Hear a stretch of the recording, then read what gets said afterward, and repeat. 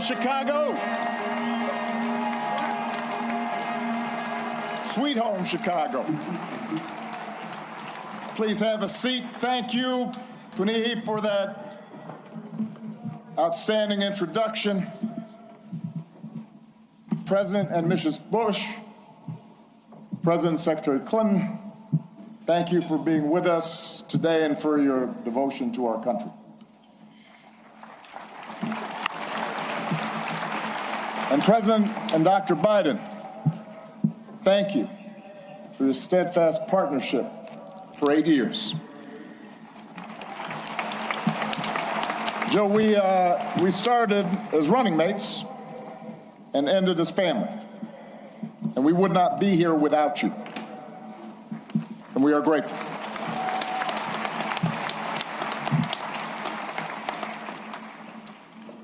To our amazing foundation staff and our amazing board, to Governor Pritzker, Mayor Johnson, thank you for making this center possible.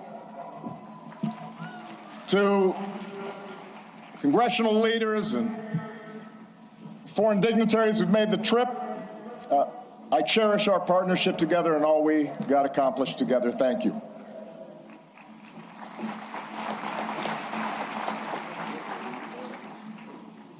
To Michelle, she did me wrong. She wouldn't let me see her speech. She knew she was going to mess me up, and she did it anyway. But she's always made me better. And I could not be more grateful. And to Sasha and Malia, what can I say? You mean everything to me. More than 40 years ago, on a late summer afternoon in 1985, I arrived here in Chicago, entering the city through the very spot where this center now stands. I can still picture myself heading down what was then Cornell Drive in a janky used car that I'd bought in New York, with all my worldly possessions stuffed in the trunk and the back seat, so I really couldn't see out of the rearview mirror, and I was a safety hazard. And I was 23 years old. I'd just been hired by a group of churches on the South Side to help organize a part of the city that had been battered by steel plant closings and chronic neglect. And I didn't have much organizing experience. Didn't know anybody in Chicago. But I had been inspired by the civil rights movement, and I knew I wanted to make a difference. And although I wasn't sure exactly how I was going to do that, I was possessed with this abiding faith that if we could give people more of a say in the forces that govern their lives, if we could bridge some of the differences that drove us apart, then we could build an America where everyone counts and everyone has a fair shot and everyone belongs. Even a mixed-race kid with a weird backstory and a name nobody could pronounce.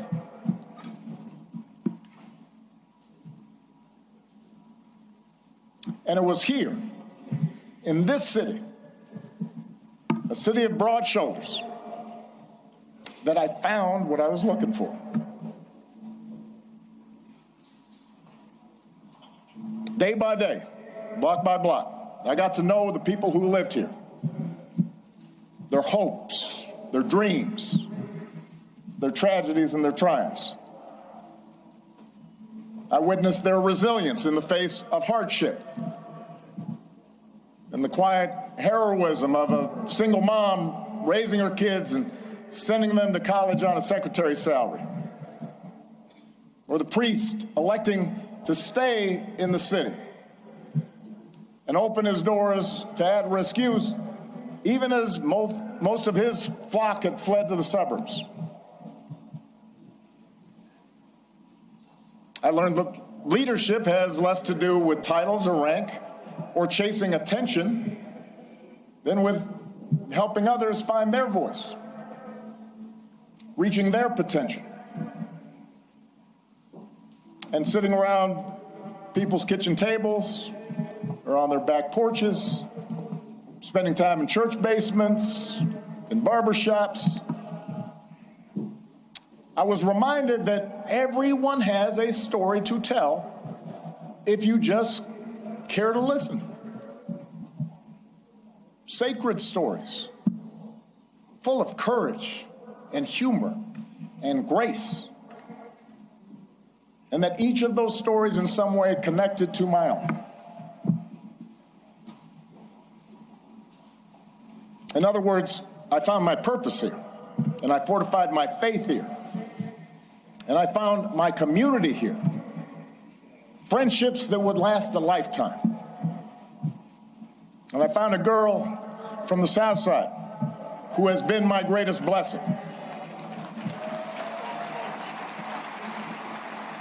Michelle and I, our wedding reception was over at South Shore Cultural Center. You could walk from here. Our daughters were born right down the street. This is where we bought our first home. This is where our kids took their first steps. This is where I launched my candidacy for the Illinois State Senate over at the Ramada Inn on Lakeshore Drive, serving pretzels and soda, embarking on the path that ultimately and improbably led to this day. So, for me, this center could not be anyplace else. It's an expression of thanks, an acknowledgement that so much of what I hold most dear I owe to the people of this city and the people of these surrounding neighborhoods.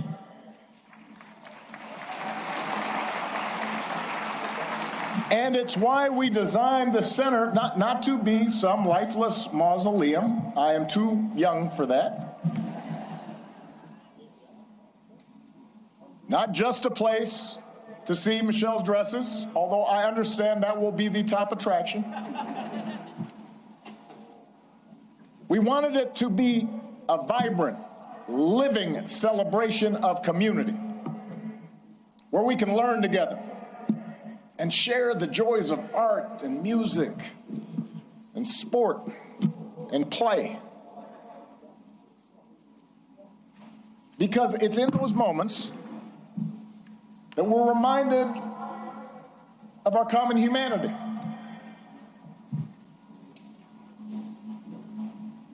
And strengthen the bonds of trust that not only make our lives richer, but make our democracy stronger.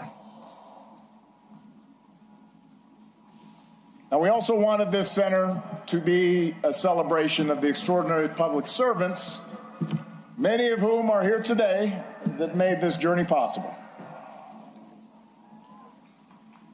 Some of you helped get me elected. Some of you I had to talk into joining my administration. Some of you were seasoned veterans who helped show a rookie president the ropes. But a lot of you were younger than I was when I first drove into this city. And we're all a bit older now. Many of you have children of your own, even grandchildren. But the passage of time has only deepened my admiration for your talent and your dedication and your skill. It's only deepened my gratitude for how much you and your families sacrificed to make this country better. So when you visit this center today or in days to come, I hope you see yourselves and your hard work reflected in every exhibit. And I hope you take pride in what we accomplished together. You made that happen.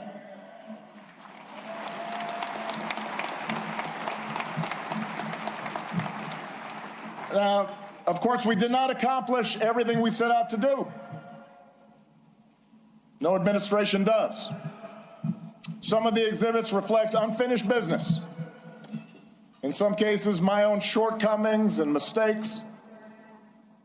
In some cases, because, as a sign I kept on the Resolute desk read, hard things are hard.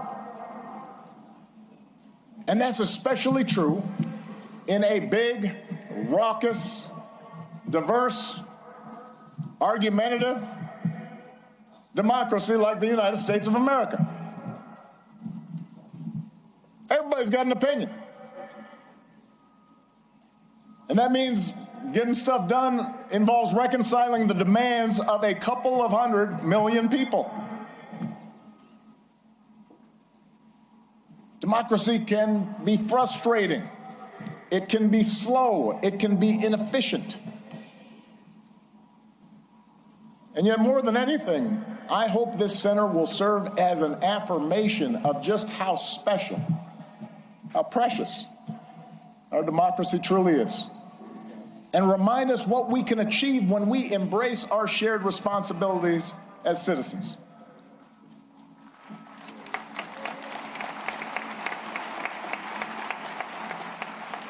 And since we're a few weeks away from America's 250th birthday, it is worth remembering just how radical the whole idea of self-government really was back in 1776. To that point, human history was a tale of conquest and caste and rigid hierarchies. A world where the strong dominated the weak, where power and wealth and status flowed through lineage, and the many were ruled by the few. But out of the fire and steel of a revolution, a different story took flight on this continent. A declaration that we are all created equal, endowed by our Creator with certain unalienable rights, and that in the newly independent United States, there will be no kings or lords, no serfs or subjects, but only citizens, each of us free to pursue our own version of happiness and able to determine our collective fate through an elected representative government. It had not been done. And because it hadn't been done before, the success of this experiment was never a given. In forming our union, the founders fell terribly short of the Declaration's promise, leaving slavery intact, allowing states to restrict the franchise to white men who own property.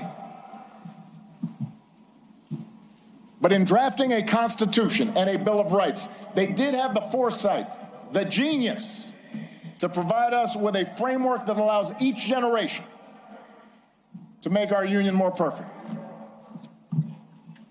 And over more than 2 centuries, through petitions and protests, marches and strikes, moral appeals from the pulpit, and conversations at the family dinner table, men and women from all walks of life, of every color, every faith, every region, took up the cause of democracy and made it their own, until we, the people, came to include not just some of us, but all of us.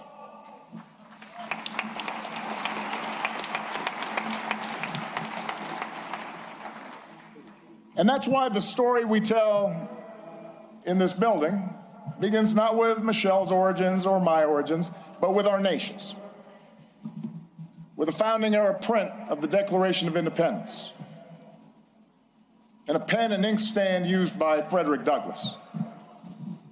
Lincoln's Bible, and a pamphlet by Ida B. Wells, suffragist buttons, and a hard hat worn by FDR's Labor Secretary, Francis Perkins.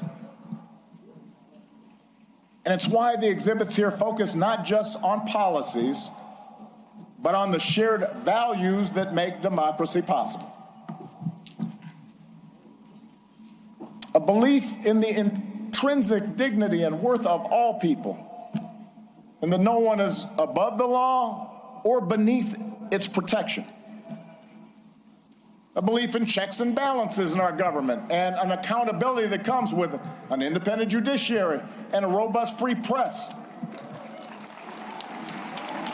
A belief that our military and law enforcement owe allegiance not to any president or political party, but to the people and our Constitution.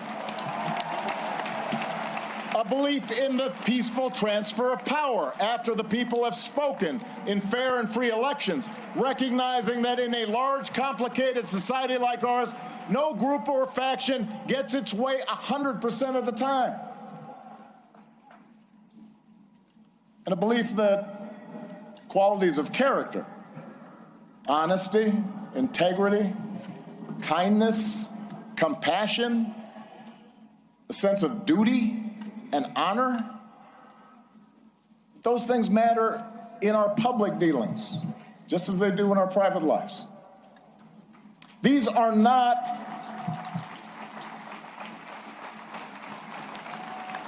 these are the values and traditions I believe in. And they are not Republican or Democratic values. They're American values we can all share, regardless of party.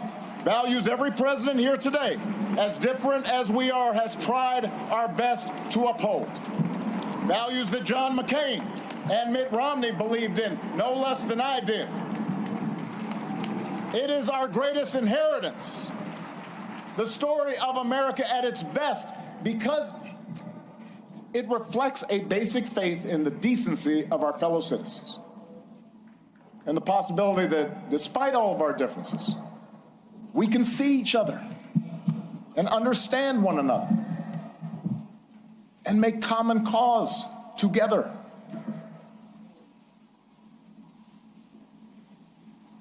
That's what I hope every visitor to this center takes away from their experience. And that's why if you come for a day and you don't have time to see everything, I would urge you to skip the clips of my speeches. You have heard them all before. In favor of the stories of those ordinary citizens who helped make that change happen. The cancer survivor who feared rising premiums would force her out of her home and was brave enough to speak out about it. She's why we pushed so hard for health care reform. The small business owner trying to keep the lights on. The teenage girl who told me she was worried her dad might lose his job in the auto crisis. They're why we focus so relentlessly on pulling our economy back from the Great Recession.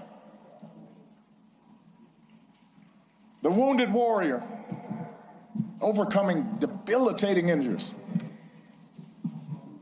The gay Air Force major serving her country even when forced to hide who she was. They're why we worked to end Don't Ask, Don't Tell and care for those who've worn our country's uniform and do right by our military families. It's their voices that led to our successes. And while going through the exhibits, I'd also ask you to listen to the voices of people around the world who've been inspired by American ideals. Yes, America has made its share of foreign policy mistakes. Our actions have not always matched our rhetoric. We've learned that we can't solve every conflict or stop every atrocity around the globe, but at our best, the United States has been an undeniable force for good in the world. And what I heard on every continent as president is that when American foreign policy lives up to our highest ideals, when we champion human rights and democracy and the sound stewardship of our planet, when we take the lead in eradicating disease and feeding the hungry and educating children, when we encourage cooperation between nations, instead of trying to dominate and bully and squeeze every advantage just because we can. And most of all, when we show through our example here at home that even a country as big and diverse as ours can make democracy work, it turns out all nations, including ours, become more prosperous and secure. And the world gets a little bit brighter.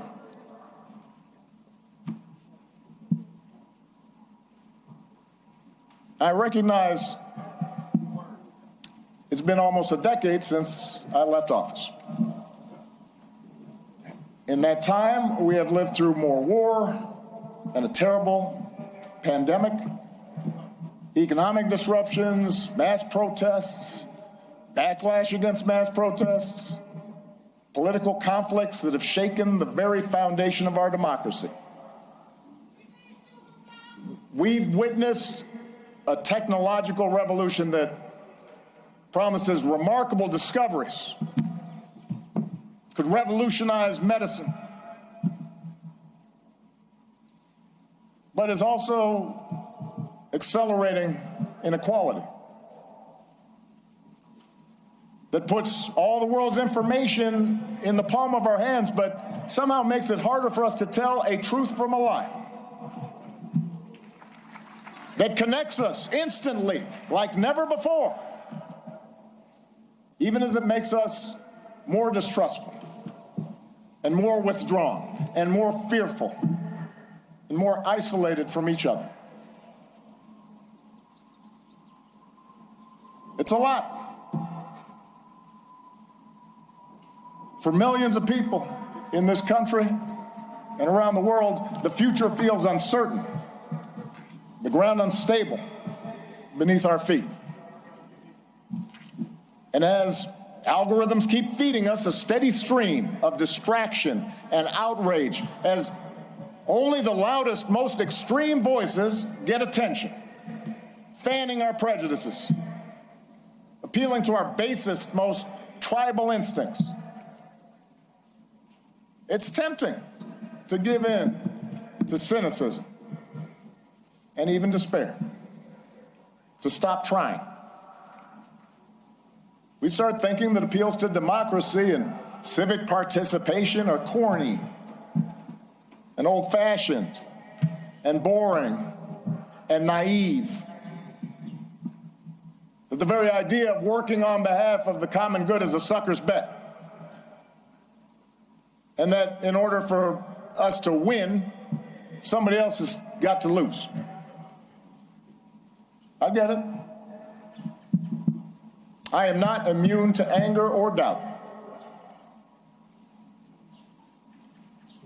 But I do know this. When we lose faith in each other, when we stop believing that voting matters, that citizenship matters, that our collective voices matter, that how we treat each other no longer matters, and we give away our power to decide our own futures. We open the door to the most ruthless or the most careless or the most fearful among us, who see some groups and some people as more equal than others, and see government as nothing more than a way to divvy up the spoils and punish enemies and keep those who are different in their place.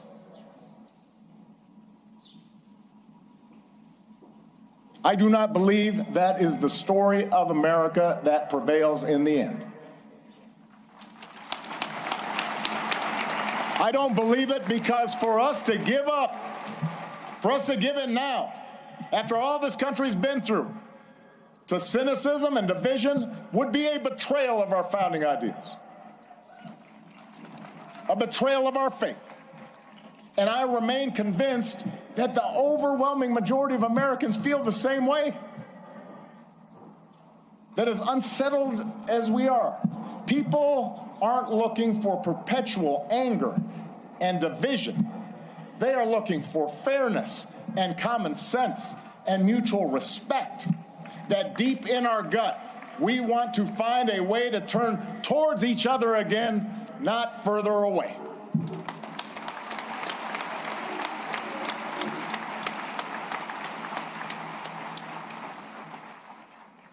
I believe this because I've seen it all across our country. In cities that have worked together to reclaim their streets from crime, in rural communities that have rebuilt their economy, in businesses that are finding new ways to make housing affordable, in those ordinary people in the Twin Cities who brave frigid temperatures, risk their own safety, standing shoulder to shoulder to look out for their neighbors and sometimes look out for strangers because they knew that was the right thing to do. I've seen it.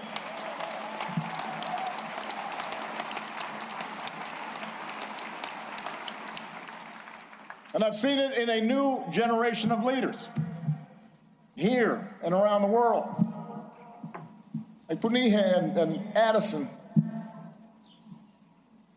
Leaders who are determined to make our governments and our economies and our societies work for everyone. Obama Foundation leaders like Hannah, a Food Corps member from rural Ohio who's helping ensure every child has access to at least one nourishing meal. Or George, an entrepreneur whose nonprofit helps get unused, unexpired medicine, often at no cost, to people who need it. Or Zuzana, a human rights lawyer in Poland, who's won more than 30 landmark cases. There are thousands, tens of thousands, hundreds of thousands of these young people out there making a difference right now. And this center is devoted to lifting up their stories, giving them the tools and support they need to expand their impact. For while our work is nonpartisan, we are not values neutral. We have a point of view.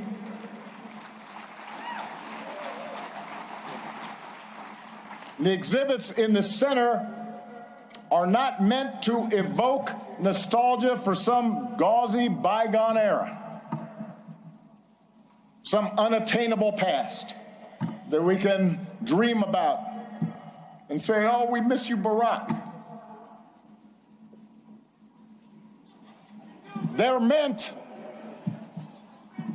to remind us of who we can be, to remind us of what's possible, so we can forge ahead, clear-eyed and confident, and do the work that still needs to be done. We can learn from the past, but America's story isn't frozen in the past.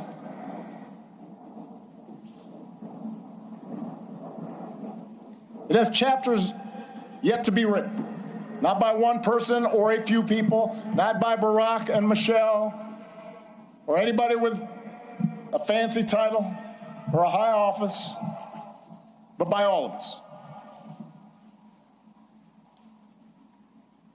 You know, one of the things a lot of presidential libraries now have in common is a replica of the Oval Office. And if you take a peek at the one inside this building, you will see some objects that carried some special meaning for me during the time that I was in office. There's a program that a friend from the South Side gave me that he had retrieved from the 1963 March on Washington. He was there. There's a Norman Rockwell painting of the Statue of Liberty with workers hanging on ropes, burnishing the torch she holds aloft. And on the rug, you'll read words from some of America's greatest leaders, including a quote that inspired that arch that you see right there at the south end of the plaza by Martin Puryear. The arc of the moral universe is long, but it bends towards justice. And it's a quote that was often invoked by Dr. Martin Luther King Jr., but it originally comes from a Boston minister's sermon more than 170 years ago. And at the time, the abolitionist cause seemed lost. The Compromise of 1850 had made harboring fugitive slaves a crime under federal law, even in those states that had abolished slavery. And in a case that garnered national attention, a young fugitive in Boston had been seized and tried and marched to the wharf by hundreds of armed officers, where he was summarily put on a ship bound for the South, where he would remain in shackles and chains. And it was a moment of profound uncertainty and despair. A moment the minister called darker than any New England had witnessed. We do not see, Reverend Theodore Parker observed, that justice is always done on earth. Many a knave is rich, sleek, and honored, while the just man is poor, hated, and in torment. I do not pretend, the preacher said, to understand the moral universe. The arc is a long one. My eye reaches but little ways. I cannot calculate the curve and complete the figure by the experience of sight. I can divine it by conscience. But from what I see, I am sure it bends towards justice. The good Reverend was under no illusions about the perils and obstacles facing the abolitionist cause. His words offered no easy answers, no comforting assurances that he or his congregation would live to see the progress they so desperately sought. Rather, his was a declaration of faith, a defiant call, not to abandon hope or give way to fear, but to stay true to our better selves and true to one another, and to keep fighting to fulfill the promise of this nation, even in the face of cruelty and bitter disappointment, even in the face of impossible odds. It is that spirit that we open the center today. The same spirit that so many of you showed all those years ago. The same spirit that inspired generations of Americans to meet the challenges of their time.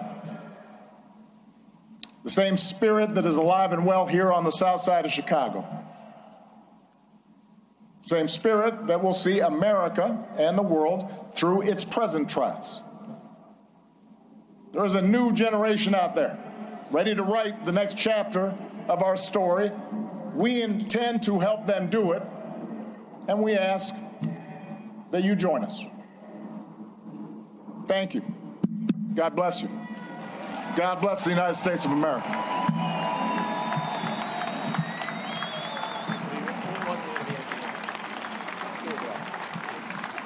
Heads up, win.